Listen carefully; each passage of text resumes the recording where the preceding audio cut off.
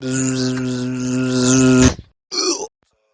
hat mir der Kollege Pieper übergelassen, schreibt er. Habe ich dir übergelassen? Ich höre da gar keinen Unterton, weil solche Untertöne kennt er nicht. Er schreibt da übrigens auch, der Kollege, da ist mal der neue Kram. Ein paar alte Sachen habe ich abgesagt, weil zu furchtbar.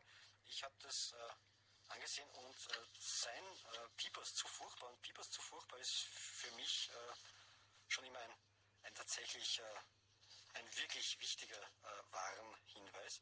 Piepers zu furchtbar bezieht sich, und da bin ich ganz bei ihm, ich habe jetzt kurz reingehört, auf eine Entsetzlichkeit des Cabos Comic Musikkabarettos Seiler und Speer namens Yvonne.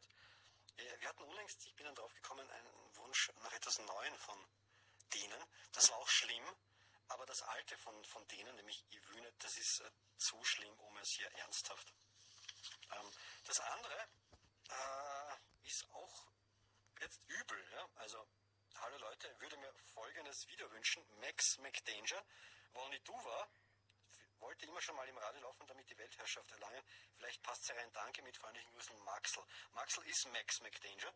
Und das ist auch furchtbar. Also das stimmt schon. Aber es ist halt do-it-yourself furchtbar. Und ja, ich habe ein mitleidiges Herz. Deswegen kommt jetzt auf Wunsch von Maxl Max McDanger mit Voniduva. Hoffentlich halten wir es aus.